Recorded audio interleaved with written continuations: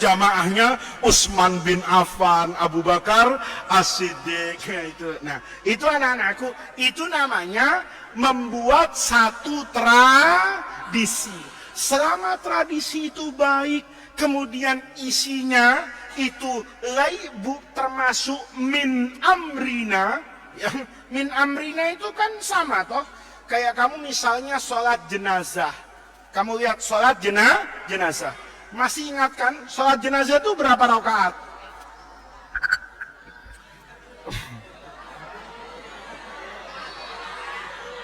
Sholat jenazah 2 rakaat. Itu jenazahnya kebanyakan apa? Hah? Berapa takbir? 4. Lihat. Takbir yang pertama baca apa kamu?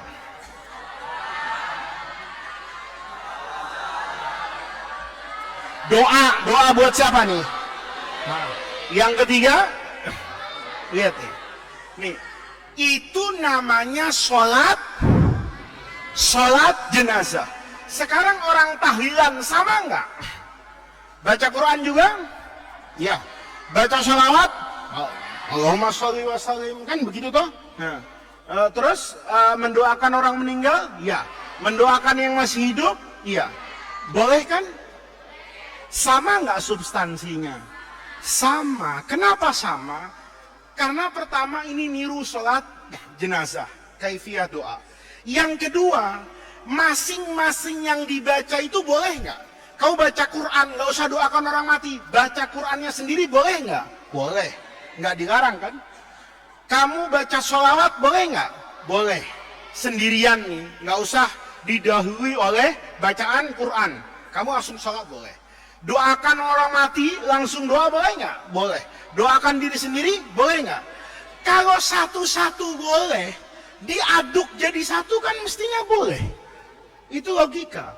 Martabak itu kan ada apanya itu? Apa namanya? Loyang, ya pasti loyang lah.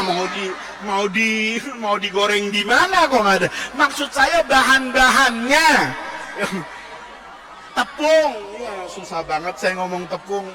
Tepung yang gini dilebar-lebarin tuh, ya. Tepung, habis tepung ada telur, ada daun bawang, ada daging, mentega, garam, gula, cabe, ya. Ya, singkong kalau mau aneh martabaknya ada. Dengerin nih. Bahan-bahan itu satu-satunya halal nggak? Halal. Telurnya halal, terigunya halal. Diaduk jadi satu halal kan? Kan nggak mungkin secara mantik logika. Telurnya halal, dagingnya halal, ininya, tetapi nggak boleh disatukan. Kalau disatukan jadi enggak gitu. Sama kok. Maulid Nabi dengan ibadah haji itu kan sama substansinya. Ya, Maulid Nabi kamu sedang ngapain? Mengenang perjuangan Rasul. Kamu ibadah haji mengenang juga enggak? Mengenang. Ngapain kamu tawaf? Kalau tidak mengenang Ibunda Hajar. Ngapain kamu sa'i dari Sofa ke Marwah? Ngapain kamu ngelontar jumroh di situ? Kalau bukan ingin meniru Nabi Ibrahim. Nabi Ibrahim ngapain ngelambar jumroh di situ? Karena ada setan yang menggoda. Sekarang di jumroh itu udah gak ada setannya saya pikir. Ya kan? Udah takut semua, orang sudah baik semua. Sudah dibacain ayat kursi, sudah baca Quran. Labbaik Allahumma, labbaik, gak ada. Ya gak ada, tapi kan itu untuk sekedar apa itu? Mengenang. Ada makom Ibrahim di sana. Nah, ada wukuf di Arafah, ada Mina misalnya. Itu kan semuanya hanya ingin ihya, menghidupkan kepada zikroyat. Apa zikroyat itu? Nostalgia masa lalu. Itu ada pada ibadah haji, maka juga itu ada pada perayaan Maulid Nabi. Sudah paham anak-anakku? Ya. Jadi itu, jadi yang namanya hadis man ahdasa fi amrina ma laisa minhu itu jadi takyid. Selama yang diada-adakan malaisa minhu.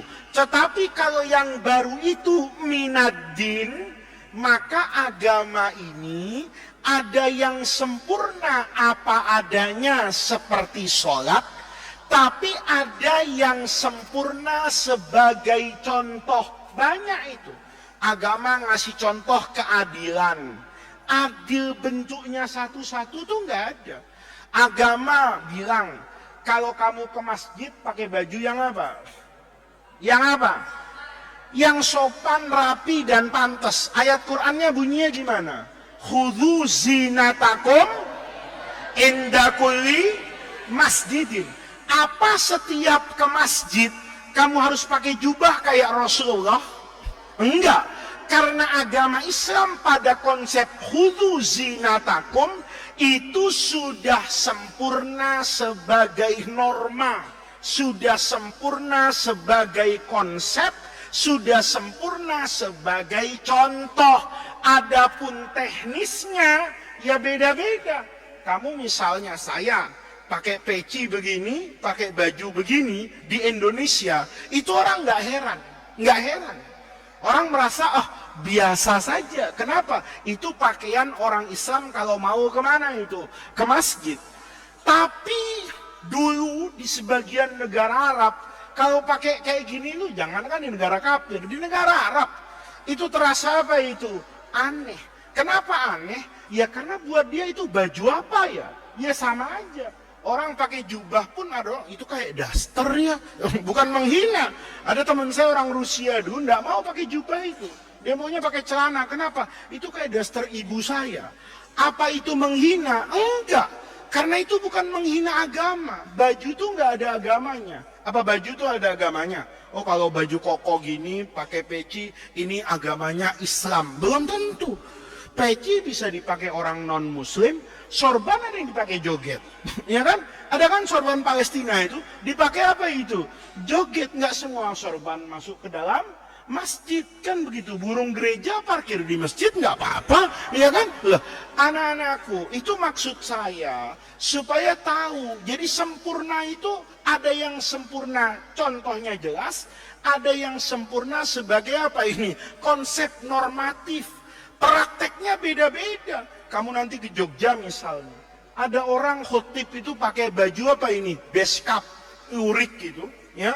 Kemudian kainnya itu kayak apa batik nenek kamu itu, ya kan, yang bercorak macam-macam, ya. Kayak kemarin tuh Pak Menteri Agama itu datang ke sini kan pakai apa itu sarung batik.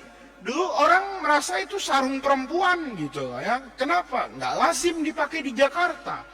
Tapi di Jawa itu biasa. Kamu di Jogja mungkin ada khotib yang pakai beskap, mungkin kayak begini baju lurik itu, kemudian pakai kain batiknya kayak perempuan misalnya. Mungkin bawa apa itu keris di belakang, mungkin pecinya nggak peci, pakai belangkon karena aneh beskap pecian kan, atau beskap sorbanan begini kan aneh malah kan begitu. Nah, ketiga itu di sana orang Pak, oh ini berarti abdi dalam keraton nih. Bertugas sebagai apa ini? Khotib. Tapi kalau di masjid sini kalau pakai baju begitu kan orang aneh. Mau dalang mas? Kenapa? Loh, salah nggak ditanya begitu? Enggak. Kenapa? Beda budaya. Budaya itu ketika baik ya diadopsi sama agama. Kamu misalnya coba di Indonesia kalau sholat kan pakai mukena semua. Mukena itu kan tradisi kita orang Asia. Di negara lain nggak ada kayak gitu. Nah, ketika mau pakai mukena gini, kan kelihatannya justru apa ini? Bagus. Tapi kamu nggak salah nanti kalau di Inggris, khotib Jumatnya pakai jas, pakai dasi. Kamu, salah kostum tuh mas. Ya kan? Ini mestinya mau ke kantor, mau pesta. Oh enggak. Karena mungkin baju yang terbaik menurut mereka adalah seperti itu. Jadi ini namanya anak-anakku membahas tentang al-yauma akmaltu lakum dinakum wa atmamtu alaikum nikmati. Sempurnanya agama ternyata Quran itu dikodifikasi, ditulis ulang, disalin, kemudian dibukukan menjadi satu mushaf. Itu juga tidak turun begitu saja di masa Rasulullah Shallallahu Alaihi Wasallam. Sholat taraweh, azan Jumat nanti, itu semuanya adalah hal-hal yang baru, tetapi mengandung kebaikan dan mendatangkan kemanfaatan dalam beragama. Maka anak-anakku, dengan mengaji ini kita jadi tahu usul Islam. Islam itu ya, tidak semua budaya lokal itu diperangi oleh Islam. Budaya yang bertentangan dengan agama itu diperangi. Misalnya kalau ada perayaan nikahan, ya, terus misalnya ini nggak ada, misal saya buat, caranya nikah misalnya Fadil di kampungnya di Mampang situ, setiap mau nikah syaratnya harus main judi dulu, ya tentu itu harus nggak boleh gitu. Tapi kalau misalnya ada budaya yang bagus, itu hanya sebagai simbol, iya boleh aja. Contohnya orang Sunda itu, kalau nikah itu, saya pernah lihat itu, repot sekali gitu, ya. Selesai semuanya, masuk, suaminya masuk, dilepas sendalnya, suruh nginjak telur. Telur itu diinjak, habis diinjak, dibersihkan sama siapa itu? Istrinya. Ya saya pikir, kalau mau dibersihin kenapa diinjak kan gitu. Udah tahu itu telur, kok dia injak. Tapi maknanya bagus nggak? Apa maknanya? Keindahan dan prestasi terbaik seorang wanita itu kalau dia bisa mengabdikan dirinya kepada siapa itu? Suami. Itu bukan berarti merendahkan wanita, tapi disitulah keindahan hidup. Coba kamu misalnya ya jangan misalnya, nanti kalau nikah gitu ya, kamu nikah, sepatu suamimu itu kamu buka, terus kakinya kamu rendam di air panas, abang biar nggak pegel, udah dibawain kayak gitu. Kelihatan indah nggak? Kalau dibalik, istrinya yang datang dari pasar, gitu. Suaminya datang bawa baskom, ya kan? Kemudian dicopotin ini, kan kelihatannya nggak apa ini, nggak indah. Kamu minta uang sama suamimu indah nggak? Indah. Tapi suamimu minta uang sama kamu indah nggak? Kamu lemah gemulai indah nggak? Indah. Kamu gagah perkasa indah kan? Indah. Tapi kalau ditukar nggak indah. Sana gagah perkasa, sini lemah gemulai kan gitu. Ya, paham maksud saya. Nah, itu anak-anakku, budaya itu baik. Orang Betawi pakai palang pintu nggak? Pakai. Malah pakai petasan. Petasannya gede-gede itu, ya. Dor. Itu berarti pengantin masuk. Kamu lihat. Bakar petasan waktu ada pengantin itu hukumnya apa? Hukumnya apa? Ya bisa hukum 5 tadi. Bisa jadi wajib. Ya, wajib tuh misalnya siapa? Ustadz Sarip nih, Ustadz Tenar. Jamaahnya banyak banget. Kalau dia nikah, ngundang semua orang bangkrut. Ya, cateringnya bisa motong gajah, ya kan? Kenapa? Sapi nggak cukup untuk dimakan. Kenapa? Wah, santri saya banyak, wali muridnya banyak, lalu diundang semua. Sarip jadi kiai misalnya nanti, terus dia mau nikah gitu. Santrinya udah 1000, kan wali muridnya 2000. Pasangan laki dengan perempuannya, belum tamunya, belum tetangganya, belum jamaah majelis taklim. Kata Sarip, masya Allah bangkrut ini. Gimana cara? Udahlah, undang yang penting-penting. Tapi Sarip bakar petasan. Dor. Saya misalnya tetangganya nggak diundang, saya taunya dia bujangan. Besoknya Sarip jalan apa nih namanya, gandeng perempuan. Kalau nggak ada petasan, saya bisa suzon itu. Sarip ngomongnya akhlak di belakang selingkuh kan begitu kan? Tapi kalau Saripnya pegang perempuan, kemarin saya dengar petasan, saya nggak sudut. Oh, ini pengantennya. Berarti petasan hukumnya wajib. supaya orang tidak terjerumus kepada buruk sangka. Tapi bakar petasan itu juga bisa hukumnya haram. Petasannya digantung di depan kamar kakeknya yang jantungan. Begitu pengantin laki masuk, dor, ya, pengantin laki masuk ke rumah pengantin perempuan, kakeknya masuk ke liang kubur, haram hukumnya. Paham ya? Itu namanya Buddha palang pintu. Pernah lihat palang pintu enggak orang Betawi? Iya kan? Itu lambang bahwa jagoannya laki-laki harus apa itu? Menang. Jadi kalau kamu nanti sakit hati, pacarmu diambil orang, gampang untuk mengacaukannya itu. Bayar palang pintu si perempuan, jangan mau kalah. Ya, paham? Kan jagonya laki dengan jagonya perempuan tuh. Kapan ini akad nikah berlangsung? Kalau jagoan perempuannya kalah. Begitu kalah, baca Tola al-badru alaina, masuk.